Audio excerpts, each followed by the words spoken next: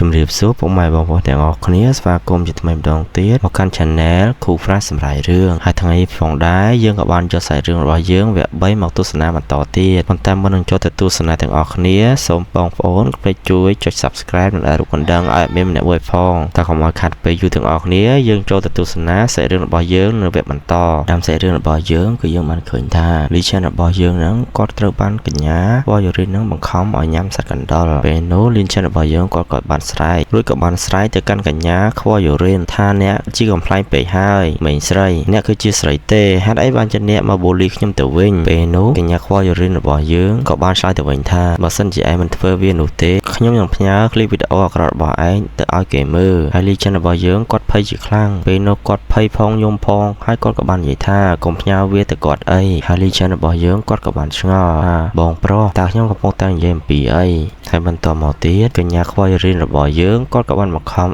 ្យលីឆាននឹងយកសត្វកណ្ដុរនឹងទៅញ៉ាំវាទៅហើយលីឆានរបស់យើងគាត់ក៏បានយកវាមកដាក់ក្បែរមាត់ហើយក៏និយាយថាខ្ញុំមិនអាចធ្វើវាបានទេខ្ញុំពិតជាមិនចង់យកវាទៅដាក់ក្នុងមាត់ខ្ញុំនោះទេប៉ុន្តែបើសិនជាលីឆានរបស់យើងគាត់មិនញ៉ាំសត្វកណ្ដុរនោះពិតណាស់បងប្រុសរបស់គាត់ពិតជាដឹងរឿងទាំងនេះហើយបន្តមកទៀតយើងក៏បានឃើញថានៅក្នុងបន្ទប់មួយដែលមានក្រេ2លីឆានហើយនិងកញ្ញាខ្វល់រៀនគាត់ក៏បាននៅក្នុងបន្ទប់នេះជាមួយគ្នាហើយលីឆានក៏បាននិយាយថាឲ្យខ្វល់រៀននឹងគាត់ឈប់យំទៅព្រោះតែលីឆានរបស់យើងគាត់គឺងុយដេកខ្លាំងណាស់ហើយគាត់ក៏កំពុងព្យាយាមដេកតែគាត់ដេកមិនលក់នោះទេហើយប្រសិនបើជាចង់យំឆាប់ចេញក្រៅទៅហើយពេលចុងក្រោយនោះនាងនិយាយថាគាត់មិនមែនជាខ្វល់រៀននោះទេហើយហេតុអីបានជាអ្នកមិនស៊ីកណ្ដុរងាប់នោះទៅថាវាមានអារម្មណ៍យ៉ាងម៉េចលីឆានរបស់យើងគាត់ក៏បានស្រែកនៅក្នុងបន្ទប់នោះហើយក៏យំហើយហេតុអីបានខ្ញុំត្រូវចាក់ចេញពីតំបន់នេះទៅវិញលីឆានក៏នឹកឃើញដល់ទូរស័ព្ទហើយគាត់ក៏បានដកទូរស័ព្ទរបស់គាត់មកចុចមើលឬក៏បានចូលមើលក្នុងអបសារហើយគាត់បាននិយាយថាបងប្រុសតើខ្ញុំស្វែងរកបងប្រុសនៅខាងក្រៅដោយរបៀបណាហើយរំពេចនោះលីឆានគាត់ក៏បានបើកទ្វារដើរចេញមកខាងក្រៅបងអូនរួចសួររកខ្វល់រលីនខ្ញុំចង់ប្រាប់អ្នកថាខ្ញុំកំពុងតែព្យាយាមដេកខ្លាំងណាស់តែអ្នកកំពុងធ្វើអ្វីហើយភ្លាមនោះទ្វារក៏ត្រូវបានបិទហើយលីឆានរបស់យើងគាត់ក៏សម្រេចចិត្តហក់ពីលើបងអូននោះចេញមកខាងក្រៅប៉ុន្តែយើងឃើញថាការហក់ចេញមកនោះគឺបែកចេញជារូបរាងមនុស្សស្រីទៅវិញខណៈពេលនោះយើងក៏បានឃើញថាអូនស្រីស្អាតរបស់យើងគាត់ក៏នៅខាងក្រៅនៃសាលារៀនគាត់កំពុងគិតថាហេតុអីបានគាត់នៅតែមិនព្រមចេញ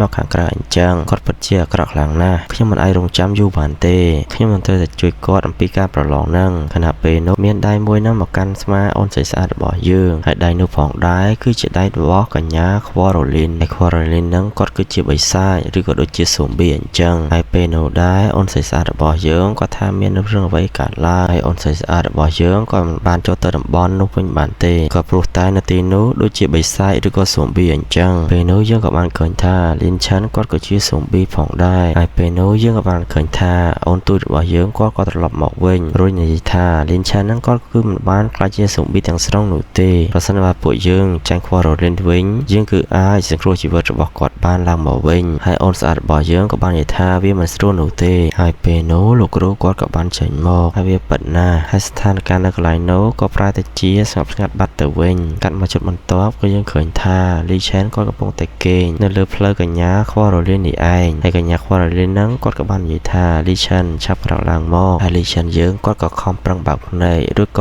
៏សម្លឹងមើលថាអ្នកឯងខ្វល់រលីនមែនហើយអ្វីដែលខ្ញុំបានឃើញនៅកន្លែងនោះតើវាជាការពិតដែរទេពេលនោះកញ្ញាខ្វល់រលីនគាត់បាននិយាយថាពិតមែនហើយតែឥឡូវវាពិតជាមិនមានរឿងអ្វីកើតឡើងទៀតឡើយហើយគាត់ក៏បានសើចរួចគិតក្នុងចិត្តថាបន្ទាប់ពីបង្វែរពួកគេទៅកាន់កន្លែងនោះខ្ញុំក៏បានបងប្រាក់ឲ្យពួកគេម្នាក់ៗហ្នឹងរួចអស់ហើយដែរហើយពេលនោះយើងក៏បានឃើញថាទឹកមុខរបស់លីឆានរបស់យើងគឺកំពុងពោពេញទៅដោយអ្វីមិនដឹងនោះទេហើយកញ្ញាខ្វល់រលីនរបស់យើងក៏បាននិយាយថាឆាប់ឡើងឆ្អែតតែខ្លាចជាបពុតរបស់យើងពេលនោះយើងក៏បានឃើញថាទឹកមុខរបស់លីឆានក៏បានប្រែប្រួលហើយភ្នែកម្ខាងរបស់លីឆានក៏ត្រូវបានប្រែប្រួលគឺភ្នែកខាងស្ដាំរបស់លីឆានហ្នឹងទៅជាពណ៌ក្រហមហើយកញ្ញាខ្វល់រលីនរបស់យើងក៏បាននិយាយថាឲ្យឯងនិយាយលឺៗមកតើលីឆានហ្នឹងមានការអន់ចិត្តមែនឬក៏ចង់មកសងសឹកជាមួយនឹងខ្ញុំពេលនោះលីឆានគាត់ក៏បានក្រោកឈរឡើងរួចក៏បាននិយាយថាគម្រោងរបស់ខ្ញុំគឺខ្ញុំត្រូវតែសងសឹកខ្ញុំត្រូវតែបំផ្លាញពួកគេម្ដងម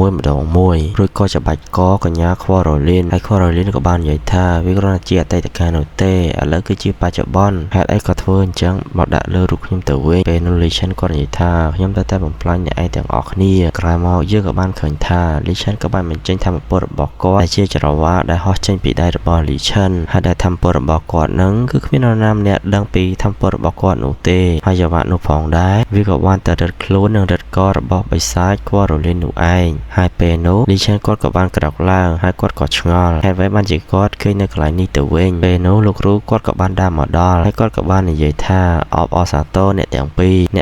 រប្រឡងជាប់ហើយដែលធ្វើឲ្យលីឆិនរបស់យើងឆ្ងល់ហើយលីឆិនក៏បាននិយាយថាខ្ញុំចាំបានថាដូចមានអ្វីចាប់ផ្ដើមអស់ខ្ញុំចូលទៅកាន់តំបន់នោះអញ្ចឹងតាខ្ពស់មួយយិនហ្នឹងដែរនេះគឺបានអស់នៅទីនោះជាមួយខ្ញុំលោកគ្រូគាត់ក៏បាននិយាយថាកុំបារម្ភអីពួកគេមិនបានប្រឡងជាប់នោះទេហើយបេក្ខជនទាំងអស់នោះគាត់គឺមានសុវត្ថិភាពនោះទេហើយពួកគេហ្នឹងក៏បានចាក់ចេញបាត់ទៅហើយបន្តមកទៀតគឺយើងឃើញថាម្នាក់ពាក់វ៉ែនតានោះក៏បាននិយាយថាខ្ញុំមិនរំពឹងថាយើងតែពីរនាក់បានប្រឡងជាប់នោះទេគឺឯងលីឆិនហើយលីឆិនរបស់យើងគាត់ក៏បានលាតដៃហើយឆ្ងល់ជាខ្លាំងហើយលីឆិនគាត់ក៏បានសួរទៅលោកគ្រូថាតើការប្រឡងហ្នឹងយើងត្រូវមានអ្វីទៀតអត់ខ្ញុំចង់ទៅឆែកមើលខ្វះមួយយិនពេលនោះលោកគ្រូគាត់ក៏បាននិយាយថាឈ្មោះរបស់ឯងគឺត្រូវបានចុះឈ្មោះរួចបាត់ទៅហើយឯងតែធ្វើរបាយការណ៍ទៅកន្លែងនោះនៅសប្តាហ៍បន្ទាប់ហើយឯងក៏បញ្ញាចាក់ចេញបែបនេះអីលោកគ្រូគាត់បានបន្តទៀតថាពេលដែលពួកគេបានសួរទៅអ្នកឯងគ្រាន់តែឆ្លើយអ្វីដូចតែខ្ញុំប្រាប់ឯងអញ្ចឹងលីឆិនគាត់ក៏បានឆ្ងល់ពេលនោះបានធ្វើអាវ៉ែនតាខឹងជាខ្លាំងហើយអាវ៉ែនតាហ្នឹងក៏បានបញ្ជាឲ្យអាយៈមេធំនោះទៅវាយលីឆិនហើយសាច់រឿងរបស់យើងក៏ត្រូវបានបញ្ចប់នៅត្រឹមវគ្គនេះហើយអ្នកទាំងអស់គ្នាពេញចិត្តនឹងការសម្រាយរឿងរបស់ admin ដែរឬអត់បើពេញចិត្តការសម្រាយរឿងរបស់ admin សូមជួយចុច subscribe និងដាក់រូបកណ្ដឹងឲ្យ admin ម្នាក់មួយផងហើយក៏សូមទោសនៅចំណុចណាដែល admin និយាយមិនល្អសូមអធិស្ឋានខន្តីឲ្យផងហើយ admin នឹងខំព្យាយាមសម្រាយរឿងឲ្យល្អជាងនេះដើម្បីឲ្យទស្សនិកជនបានទស្សនាជាការកម្សាន្តហើយជាចុងក្រោយ admin មានតែពាក្យថាអរគុណដល់ fan ទាំងអស់គ្នាជួបគ្នានៅសាច់រឿងយើងភាគទាំងអស់គ្នាបាយបាយ